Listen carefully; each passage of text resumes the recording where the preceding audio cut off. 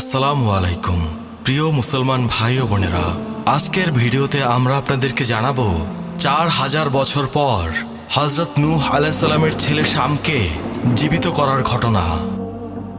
প্রিয় আখেরি নবীর উম্মত, ইসলাম সম্প্রসারণ ও প্রচারের লক্ষ্যে আমাদের চ্যানেলটি অবশ্যই সাবস্ক্রাইব করবেন। কবর সত্য, মৃত্যু সত্য, কবর আমাদের সামনে অবশ্যই আসবে। বনি ইসরায়েলে 70,000 পয়গম্বর এসেছিল, তার মধ্যে শেষ পয়গম্বর ছিল হযরত ঈসা আলাইহিসসালাম।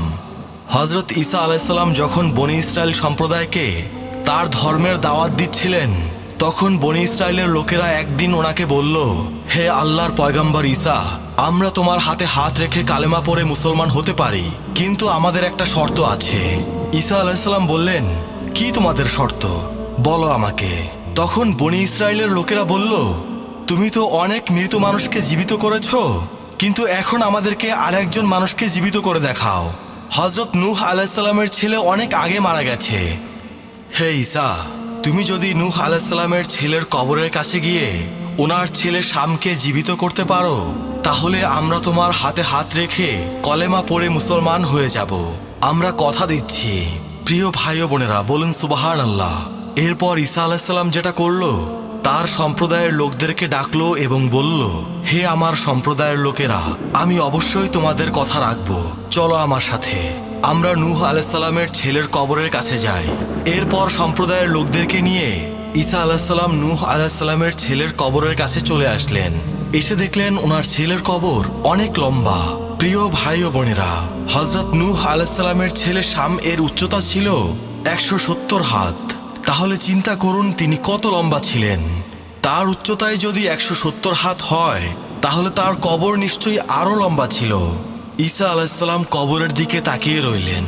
তার সাথে থাকা বনি ইসরায়েলের লোকেরা বলল, হে ঈসা, দাঁড়িয়ে আছো কেন, শামকে জীবিত করো।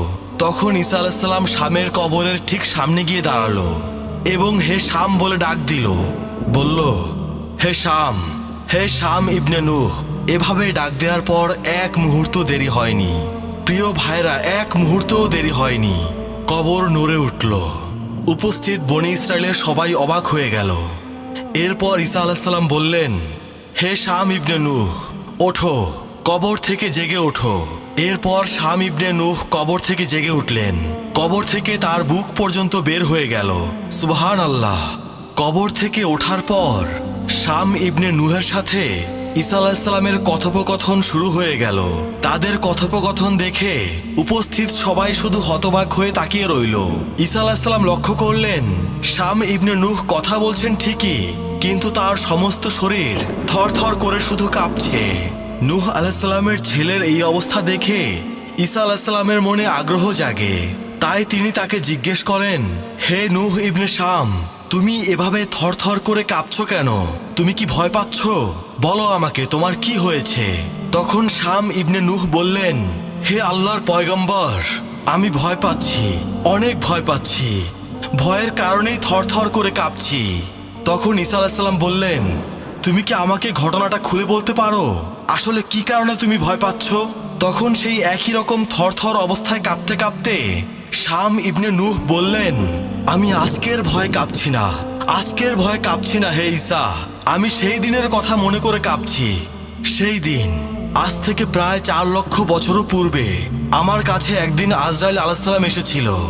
আমি যখন আজরাইল আলাইহিস সালামকে দেখলাম, তখন একেবারে দিশেহারা হয়ে গিয়েছিলাম। তখন ঈসা আলাইহিস সালাম বললেন, হে শাম, কি এমন হয়েছিল যে তুমি দিশেহারা হয়ে গিয়েছিলে? তখন শাম ইবনে নূহ বললেন, হে ঈসা, আমি দেখলাম আজরাইল আলাইহিস সালামের মাথাটা আসমানে আর পা দুটো জমিনে, আরো দেখলাম তার চোখগুলো বড় বড় পাহাড়ের সমান। আজরাইল আলাইহিস সালামের আকৃতি দেখে আমি দিশেহারা হয়ে গেলাম এবং আমার আত্মা, আমার রূহ আমার দেহের ভিতর পালাতে শুরু করলো। আপনি অবাক হবেন হে ঈসা, আমার রূহ আমার শরীরের এক জায়গায় না, 2 জায়গায় না, 3 জায়গায় না, শরীরের ভেতর 80 জায়গায় পলায়ন করলো। কিন্তু হে ঈসা, আমার শেষ রক্ষা হলো না। আজরাইল আলাইহিস সালাম আমাকে থাবা দিয়ে ধরলো। তিনি যখন আমাকে থাবা দিয়ে ধরলো, তখন আমি ভয় পেয়ে গেলাম।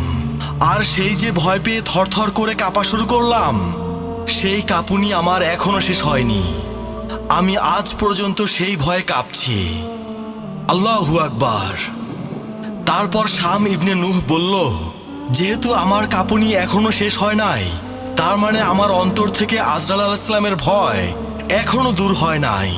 তখন ঈসা আলাইহিস সালাম বললেন, হে শাম, আমি বুঝতে পারলাম তুমি কেন কাঁপছো, কিন্তু আমি দেখতে পাচ্ছি তোমার চুল দাড়ি সব সাদা হয়ে গেছে। হে শাম, তোমার চুল দাড়ি তো সাদা হওয়ার কথা নয়, কারণ আগের নবী রাসূল এবং উম্মতদের কারোই চুল দাড়ি সাদা হতো না।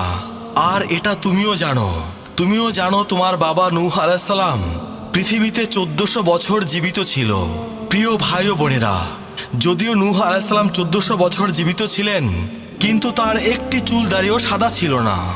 আবার বাদশাহ জুলকারনাইন, তিনি পৃথিবীতে 1600 বছর জীবিত ছিলেন, তারও একটি চুল দাড়িও সাদা ছিল না। বাদশাহ সাদ্দাত, তিনি পৃথিবীতে জীবিত ছিলেন 950 বছর, তারও কোনো চুল দাড়ি পাকেনি। আবার বাদশাহ ফেরাউন, সে পৃথিবীতে জীবিত ছিল 750 বছর, তারও কোনো চুল দাড়ি সাদা হয়নি। এমনকি আমাদের আদি পিতা হযরত আদম আলাইহিস সালাম, তিনিও পৃথিবীতে 1000 বছর জীবিত ছিলেন, কিন্তু তারও একটি চুল দাড়িও সাদা হয়নি। সুবহানাল্লাহ। এরপর ঈসা আলাইহিস সালাম শাম ইবনে নূহকে বললেন, তার মানে আগে সকল নবী রাসূল এবং উম্মতদের কারোই চুল দাড়ি সাদা হতো না, তোমার চুল দাড়ি সাদা হলো কিভাবে? আমি জানতে চাই, তুমি আমাকে জানাও শাম। তখন শাম ইবনে নূহ বলল, হে আল্লাহর পয়গম্বর, আমার চুল দাড়িও সাদা ছিল না, আমার চুল দাড়ি কালোই ছিল। কিন্তু আপনি যখন আমার কবরের সামনে এসে আমার নাম ধরে ডাক দিলেন, তখন আমার মনের ভেতরে নতুন ভয় জেগে উঠল। আমি ভাবলাম, হাসরের ময়দানে ওঠার জন্য আল্লাহর ডাক শুরু হয়ে গেল কিনা। আমার অন্তর কেঁপে উঠল, কারণ কিয়ামতের ময়দানে আমার জীবনের সকল হিসাব নিকাশ দিতে হবে। আমি কিভাবে আমার জীবনের হিসাব নিকাশ দেব? আল্লাহর সামনে দাঁড়িয়ে কিয়ামতের মাঠে হিসাব দেওয়ার ভয়ে, হিসাব দেওয়ার চিন্তায় কবর থেকে ওঠার সময় আমার চুল দাড়ি কালোই ছিল, কিন্তু ওই ভয়ে আর ওই চিন্তায় কবর থেকে ওঠার সময় আমার চুল দাড়ি সাদা হয়ে যায়। সুবহানাল্লাহ। প্রিয় মুসলমান ভাই ও বোনেরা, ওই কবর, ওই মৃত্যু সবার সামনেই আছে, সবার সেভাবেই জীবনযাপন করা উচিত। আল্লাহ পাক পবিত্র কোরআনে ইরশাদ করেছেন, মানুষ দুইটা জিনিস সম্পর্কে জানে না। এক, আগামীকাল তার রিজিক কোথা থেকে আসবে এবং কিভাবে আসবে, মানুষকে মহান রাব্বুল আলামিন এই ক্ষমতাটি দেননি। আর দুই, মানুষ জানে না কিভাবে মারা যাবে, মানুষকে মহান রাব্বুল আলামিন এই ক্ষমতাটাও দেননি। মানুষ জানে না কখন কিভাবে সে মারা যাবে। প্রিয় মুসলমান ভাই ও বোনেরা, আজকের ভিডিও এ পর্যন্তই। ইসলামের স্বার্থে চ্যানেলটি সাবস্ক্রাইব করতে ভুলবেন না। আর আরও কিভাবে আমরা ইসলামের জন্য কাজ করতে পারি সেটা কমেন্ট করে জানাবেন। আপনাদের পরামর্শের অপেক্ষায় থাকব। সবাই ভালো থাকবেন। আল্লাহ রাব্বুল আলামিন আমাদের সবাইকে হিদায়াত দান করুন। আমিন।